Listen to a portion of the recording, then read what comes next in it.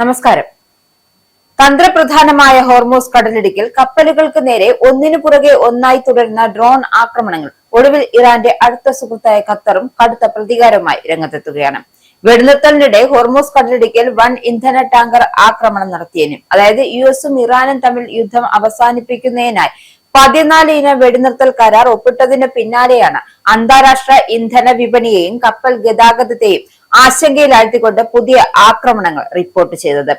Persian ഗൾഫിന്റെ ഇടുങ്ങിയ പ്രവേശന കവാടത്തിലൂടെ നീങ്ങുകയായിരുന്ന 2 കപ്പലുകൾക്കു നേരെ ആദ്യം ആക്രമണം ഉണ്ടാവുകയും അതിന് പിന്നാലെ മൂന്നാമതൊരു ടാങ്കറിന് നേരെ കൂടി പ്രൊജക്ടൈൽ ആക്രമണം ഉണ്ടായതായും വ്യക്തമാക്കുന്നു. ഏതായാലും യുഎസും ഇറാനും തമ്മിലുള്ള വെടിനിർത്തൽ കരാറിന് പിന്നാലെ ഹോർമൂസ് കടലിടുക്കിൽ ഇന്ധന ടാങ്കറുകൾക്ക് നേരെയാണ് ആക്രമണം ശക്തമായത്. ഡ്രോൺ ഉപയോഗിച്ച് ഒരു ടാങ്കറിനെ ആക്രമിച്ചതായും സംഭവത്തിൽ ഖത്തർ ഇറാനെ കുറ്റപ്പെടുത്തിയതായും റിപ്പോർട്ടുകളുണ്ട്. അജ്ഞാത അൺക്രൂഡ് ഏരിയയിൽ വെഹിക്കിൾ അഥവാ ഡ്രോൺ ആണ് മൂന്നാമത്തെ ടാങ്കറിൽ ഇടിച്ചത് എന്നാണ് റിപ്പോർട്ട്. എന്തായാലും ആക്രമണത്തിന് കപ്പലിന് ചെറിയ തോതിൽ ഘടനാപരമായ കേടുപാടുകൾ സംഭവിച്ചിട്ടുണ്ട് എങ്കിലും ആളപായമോ പരിസ്ഥിതി ആഘാതമോ റിപ്പോർട്ട് ചെയ്യപ്പെട്ടിട്ടില്ല.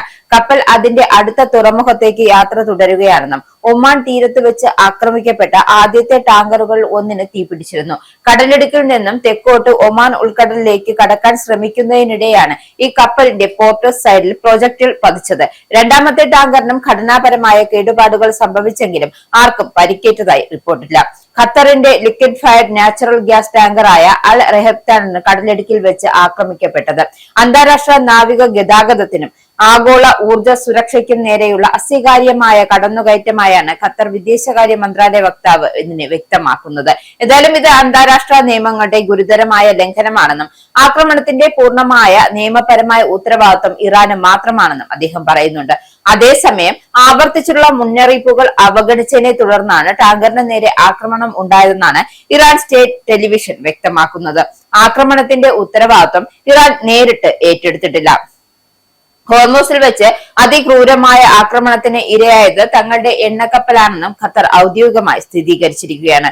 ഇതോടെയാണ് ഇറാനെതിരെ കടുത്ത ഭാഷയിൽ ഖത്തർ പ്രതികരണം നടത്തിയതും. എന്തായാലും സ്വന്തം നിലയ്ക്കുള്ള ചെറിയ ചെറിയ നേട്ടങ്ങൾക്ക് വേണ്ടി മേഖലയിലെ മറ്റു രാഷ്ട്രങ്ങളുടെ കോടിക്കണക്കിന് രൂപയുടെ സ്വത്തുക്കൾ നശിപ്പിക്കുന്ന കളി ഇറാൻ അടിയന്തരമായി നിർത്തണമെന്നാണ് ഖത്തർ പരസ്യമായി ആവശ്യപ്പെടുന്നത്. ഗൾഫ് മേഖലയിൽ അമേരിക്കയോടും മറ്റ് അറബ് രാജ്യങ്ങളോടും മുട്ടി നിൽക്കുമ്പോഴും ഇറാന്റെ സാന്നിധ്യത്തെയും ശക്തിയെയും ഒരിക്കലും അവഗണിക്കാൻ കഴിയില്ല എന്ന ശക്തമായ നിലപാട് സ്വീകരിച്ചിരുന്ന ഒരേ ഒരു വിശ്വസ്ത രാജ്യമായിരുന്നു ഖത്തർ. എന്നാൽ തങ്ങളുടെ സ്വന്തം കപ്പലിന് നേരെ തന്നെ ഇറാന്റെ ഡ്രോണുകൾ പണി തന്നതോടെ ഖത്തറിന്റെ സകല നിയന്ത്രണവും വിട്ടിരിക്കുകയാണ്. ഖത്തറിന്റെ ഈ പുതിയ നീക്കവും നിലപാടും വരും ദിവസങ്ങളിൽ മിഡിൽ ഈസ്റ്റിലെ രാഷ്ട്രീയ സമവാക്യങ്ങളെ അടിമുടി മാറ്റുമെന്ന കാര്യത്തിൽ യാതൊരുവിധ സംശയവും വേണ്ട. എന്തായാലും ഈ ആക്രമണത്തിന്റെ ഫലമായി മേഖലയിൽ ഉണ്ടാകുന്ന സകലവിധ പ്രത്യാഘാതങ്ങൾക്കും വൻ സാമ്പത്തിക നഷ്ടങ്ങൾക്കും പൂർണ്ണ ഉത്തരവാദി ഇറാൻ മാത്രമായിരിക്കും എന്നാണ് ഖത്തർ വ്യക്തമാക്കുന്നത്.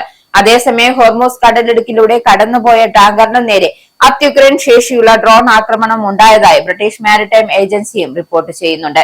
യുഎസ് ഇറാൻ വെടിനിർത്തൽ ചർച്ചകൾ ഒരു വശത്ത് നടക്കുമ്പോഴും ഈ രീതിയിലുള്ള അടിയൊഴുക്കുകൾ അണിയറയിൽ സംഭവിക്കുന്നത്. എന്തായാലും തങ്ങളെ വിശ്വസിച്ച കൂട്ടാളികൾ പോലും ഇപ്പോൾ ശത്രുപക്ഷത്തായതോടെ ഇറാൻ വരും ദിവസങ്ങളിൽ കൂടുതൽ ആക്രമണോത്സുകമായ നിലപാടിലേക്ക് കടക്കുമോ അതോ പിന്മാറുമോ എന്നാണ് ലോകം ഉറ്റുനോക്കുന്നത്.